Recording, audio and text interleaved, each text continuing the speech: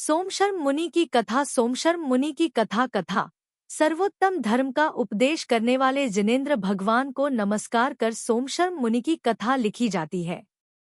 आलोचना, गर्हा, आत्मनिंदा, व्रत, उपवास, स्तुति और कथाएं इनके द्वारा प्रमाद को, असावधानी को नाश करना चाहिए।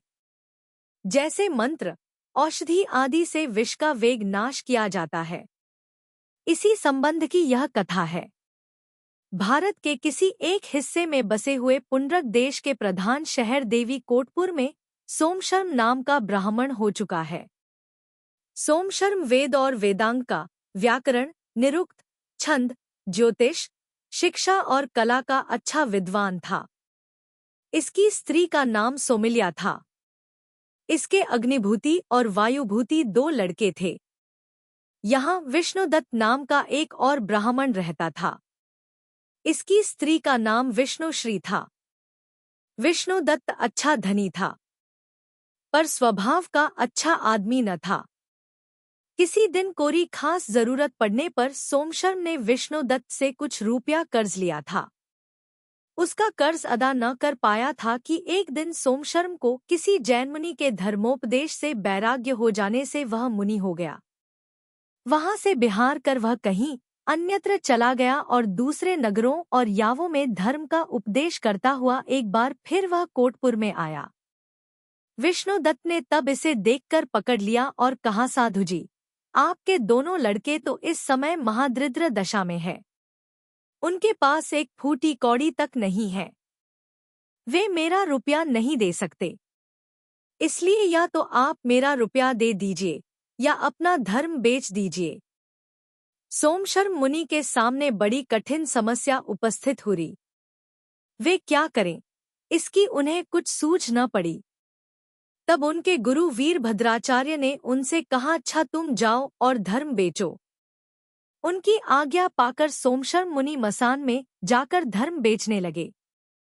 इस समय एक देवी ने आकर उनसे पूछा, मुनिराज, जिस धर्म को आप बेच रहे हैं, भला कहिए तो वह कैसा है?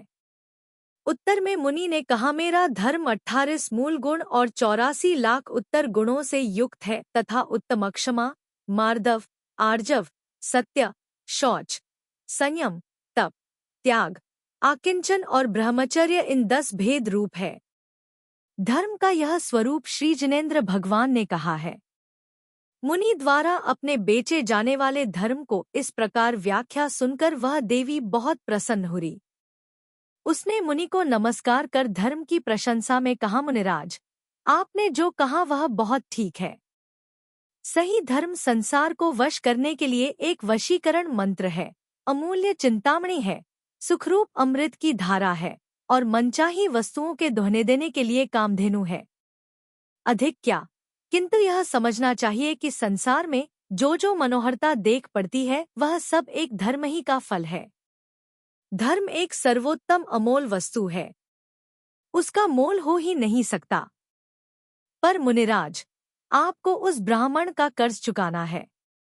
आपका यह उपसर्ग दूर हो, इसलिए दीक्षा समय लोच किए आपके बालों की उसे कर्ज के बदले दिए देती हूँ। यह कहकर देवी उन बालों को अपनी देवी माया से चमकते हुए बहुमूल्य रत्न बनाकर आप अपने स्थान पर चल दी। सच है, जैन धर्म का प्रभाव कौन वर्णन कर सकता है, जो कि सदा ही सुख देने वाला और देवों द्वारा पूजा किया जाता है। सबेरा होने पर विष्णुदत्त सोमशर्म मुनि के तप का प्रभाव देखकर चकित रह गया। उसको मुनि पर बड़ी श्रद्धा हो गई। उसने नमस्कार कर उनकी प्रशंसा में कहा, योगिराज, सचमुच आप बड़े ही भाग्यशाली हैं। आपके सरीखा विद्वान और धीर मैंने किसी को नहीं देखा। यह आप ही से महात्माओं का काम है जो मोहवश तोड़ तुड़ाकर इस प्रकार दो सह तपस्या कर रहे हैं। महाराज, आपको मैं किन शब्दों में तारीफ करूं, यह मुझे नहीं जान पड़ता। आपने तो अपने जीवन को सफल बना लिया। पर हाय, मैं पापी पाप कर्म के उदय से धनरूपी चोरों द्वारा ठगा गया। मैं अब इनके पेंचीले जाल से कैसे छूट सकूंगा? दया सागर, मुझे बचाइए। नाथ, अब तो मैं आप ही के चरणों की सेवा करूंगा, आपकी सेवा को ही अपना ध्येय बनाऊंगा, तभी कहीं मेरा भला होगा। इस प्रकार बड़ी देर तक विष्णुदत्त ने सोमशर्म मुनि की स्तुति की। अंत में प्रार्थना कर उनसे दीक्षा ले वह मुनि हो गया। जो विष्णुदत्त एक ही दिन पहले मुनि को इज्जत प्रतिष्ठा बिगाड़ने को हाथ धोकर उनके पीछा पड़ा था और मुनि को उपसर्ग कर जिसने पाप बांधा था, वही गुरुभक्ति से स्वर्ग और मोक्ष के सुख का पात्र हो गया। सच है, धर्म की शरण ग्रहण कर सभी सुखी होते हैं। विष्णुदत्त के सिवा और भी बहुतेरे भव्यजन जैन धर्म का ऐसा प्रभाव देखकर जैन धर्म के प्रेमी हो गए और उस धन से, जिस देवी ने मुनि के बालों को रत्नों के रूप में बनाया था, कोटितीर्थ नाम का एक बड़ा ही सुंदर जिन मंदिर बनवा दिया, जिसमें धर्म साधन कर भव्यजन सुख शांति लाभ करते थे।